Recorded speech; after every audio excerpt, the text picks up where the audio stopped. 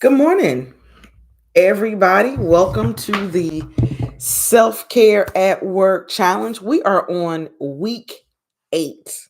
Surprisingly, week 8. I mean, time flies. It is flying by. We're on week 8. We've been doing this challenge for 8 weeks now. If you've been a part of this Self Care at Work Challenge, I want to say, let's go. We got a couple more weeks to go to make it to the end of the year. We started back in October on this challenge 8 weeks ago. 8 weeks we started our self-care at work challenge. We're doing it all the way to the end of the year. We have 20 more days. Can you believe it? 20 more days, but left in 2024. It's hard to believe. But we are going to stick with our self-care at work challenge till the end of the year to get ready, to stay ready, to go out 2024 with a bang and go in 2025 with a strong habit of making sure that we are providing our self-care at work to ourselves. I'm Belinda Harris. I am an HR professional, HR expert who's been in the field for well over 18 years. I also am a strong advocate of people with disabilities. I own Rocket Science HR. We help people with disabilities get jobs and maintain their jobs in the state of Georgia. So, one of the things that I talk about all the time is self care because it is so important, and not just for yourself, but for the people around you as well, whether it's your family or your coworkers or anything like that. A lot of times we all already have our own self-care practices. I say this a lot. I'm going to say it again today. We already have our own self-care. We may do meditate in the morning. We may read in the morning. We may do our exercise in the morning, getting ready as part of our morning routine. In the afternoon or in the evening, a lot of people have bedtime or nightly routines that they do for themselves. Again, some people read, some people set the air in the room to make sure that it's cold so they can sleep well. They have a routine to ensure that they have a good night's sleep. What happens is though, when we get to work, we have our morning routine, we have our evening routine. When we get to work, all that goes out the window. We don't, a lot of times, we don't think about continuing self care at work because we are so focused on getting our work done, which, is important. Getting your work done is important, right? That's important. But in that, we need to remember to take time out throughout the day to provide self care tools for ourselves to help us get through work because work can be stressful. I can't speak for anybody else, but being in HR, I get a lot of calls. And the only time people call HR is when they have a problem or they have a question. That's a problem. So I get problems all the time, which means the other person has a problem. So I hear from a lot of people, which tells me that work is hard, work is stressful because we're dealing with these issues, these ongoing issues. And what do we do to deal with that? I used to just power through, power through, didn't practice any self care at work. By the time I got home in the afternoon, exhausted, didn't want to do anything because you just like, I need the rest of the day to say nothing to no one to just kind of get myself back together. And that's not healthy. That didn't make for a healthy or happy lifestyle. And I started feeling burnt out at work. And I thought, this isn't me. And it's not for lack of not enjoying my job because I love my job. I can work 80 hours a week and not complain about my job doing the work that it is, but it burns you out. And I was getting burnt out and had actually got burnt out, not was getting, had got burnt out and decided this something has to change. Something that you're doing has to change, which is why I was like, okay, you're doing, your morning routine, you're getting ready, you're doing all these things, and then you go to work. So I'm going to work happy, ready, and then work just takes me down. What was something that I could do to make my work better, to make me not feel so burnt out? And that is when I came up with I need to start doing some self-care actually at work. So that is how this is our second self-care at work challenge. But that is kind of how that all started. So I talk about on my channel, I talk about self-care at work. I talk about AI. I'm a big fan of AI at work and the impact that it's going to have on our jobs. So I came up with, we're going to do another challenge. So the first challenge was for 1 week.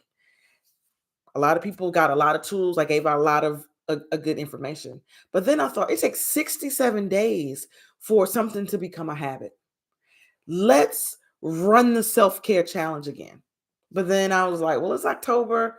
People are trying to just get through the year. They don't have time to focus on self-care. Maybe we'll start back in January. And I was like, no. And this is a conversation I'm having with myself. No, we need to get in the habit now. Go out in 2024 now. And that way, when we go in 2025, we're already there. Our habits are already set. We don't have to try to build a new habit for self-care at work in 2025 because we're building it now at the end of 2024. So that's how the challenge got started 8 weeks ago, because this is week 8 for everybody who's been on it. We've done this 8 weeks. I'm so proud of you. If you're interested in being in the self-care at work challenge, it's not too late. We're going to do something similar in the new year. We're going to keep this train going because self-care at work is important. And believe me, in 2025, you're going to need all the self-care you can get. So we're going to keep this going. So if you're interested in joining our self-care challenge, getting into our self-care community, even if you don't want to be a part of the challenge, getting in the self-care at work community, text 678-995-3812. That's 678-995-3812. Type in I'm in or count me in, and we'll put you part of the community where I share extra tips and things like that. Now, it's your text number. I don't send out but two texts a week. So I don't bombard you with texts. I'm mindful of the time that I send the text. I don't send them late at night. I don't send them 6:30 in the morning, because the last thing you want to do is hear from me at 6:30 in the morning about anything in self-care at work. So I'm mindful of the times that I send out, so you don't have to worry about what time is she going to send out. No, I am respectful of people's phone numbers, text messages, and their time. So 678-995-3812. We're going to jump right in. And I'm going to talk about 15 self-care work tips that you can do, that you can start adding today. Pick one or two or three and do them today. Try to start some today. One, and we do this, I'm going to go through them quickly. Start with gratitude. Take regular breaks. Stay hydrated. Set boundaries. These are things that if you've been in a challenge, we are already doing. We have a morning routine. We stay hydrated. We take our breaks. And I'm going to go back over that. We set boundaries. Use the 2-minute rule. And what that is at work is, at the end of every hour, take 2 minutes. Take a deep breath. And go again. Practice desk stretches. Organize your workspace. Schedule you time, which is that you block off maybe 15 minutes a day to just disconnect and listen to music or do something, whatever you want to do. So schedule you time. We have eat mindfully, practice deep breathing, celebrate small wins, stay connected, which is build positive relationships at work, listen to uplifting music, and end the day with reflection. Those are 15 things that you can do today. I'm reading one more time really quickly. Start with gratitude, take regular breaks, stay hydrated, set boundaries, use a 2-minute rule, practice desk stretches, organize your workspace, schedule you time, eat mindfully, practice deep breathing, celebrate small wins, stay connected, prioritize tasks, listen to uplifting music, end the day with reflection. Now, the thing about self-care is that it is work. It's something that you have to do. You have to be mindful and actually do it. It's not going to come naturally. It's something that you have to put effort into. So I keep telling people that throughout this challenge. It's not just you wake up, oh, you're in the challenge and it's going to automatically come. No, you have to put in effort. What we have been doing these past 8 weeks, we do a morning routine. What our morning routine is at work. So all these things are at work. Morning routine, 5 minutes Before you start work, one, drink some water, which is stay hydrated, which is one of the tips on there. Drink some water. Two, write down 3 things that you are grateful for about your job. 3 things. You can come up with 3 things, whether it's I get to work from home, or I get paid every Friday, or I like the people that I'm working with. Think of 3 things, because when you can frame your mind of something that you like, that you're grateful for about work, it switches, it does something. So then you're starting the day on a more positive note. So stay hydrated. 5 minutes before we clock in, we drink some water. One, we write down 3 things that we are grateful for about our job. Again, and then the third thing that we do is we say a quick prayer or affirmation to set the tone. We're setting the tone for our workspace. That's one thing that we talked about. The second thing that we do in our challenge is that on our lunch, we take a lunch. We take our lunch, whether it's, even if you have to sit at your desk, turn everything off, put your computer on sleep mode, no work. Hopefully you're not sitting at your desk eating lunch, but if you are, put it on sleep mode. Have your entire lunch, no work. The third thing that we do is at the end of the day, so 1 hour before work is over, we pause, we look on our desk to see what is that one thing that we can finish today and be like, okay, I'm finished on a positive note, that you feel complete. Because sometimes you leave work and be like, what did I get done? Well, I've been sitting here, I've been typing, I've been taking phone calls and emails, but have I accomplished anything? So 1 hour before we get off work, we pause, we look what is one thing that we can do to say, if when I finish this, I can say I've finished something, I've completed something, and you end the day on the positive note. That's one thing. The other thing that we do, and that we have focused on, and I've talked about it over and over again, and I'll talk about it again, is we set boundaries. And that is huge, especially at work. And you may say, well, I'm not a supervisor, I don't make rules. You can set boundaries within yourself. So one boundary may be, I'm not checking emails between this time and this time, right? That's one boundary. So let's say some people have to check their emails regularly. So you possibly can't say for the next 6 hours, I'm not checking emails. But maybe you can say for the next 30 minutes or for the next hour, you can say that. Another boundary can be, at my stop time, I'm stopping. If I'm supposed to get up at 5 o'clock, I'm stopping. That's a boundary that you set for yourself. Another boundary could be, I have deep work time where I'm not available. So for me, it's usually between 10 a.m. and 11 a.m. where I'm focused on a task and I'm not taking phone calls or meetings. I'm focused on that task. And people know that. And I have a message that if it's an emergency, there's a code that they can send me, and I know it's an emergency. But if it's not, as soon as it's over, I'll check my messages, and everybody knows that up front. So those are some boundaries that you can set. The other thing that you'll see me do a lot of times, especially on Instagram Live, is what I call it a nature break. I used to call it a smoke break, even though I don't smoke. But the reason why I came up with smoke break is that people who smoke gonna get their smoke break in. They're gonna go out there, light their cigarette, get their smoke in, and come back.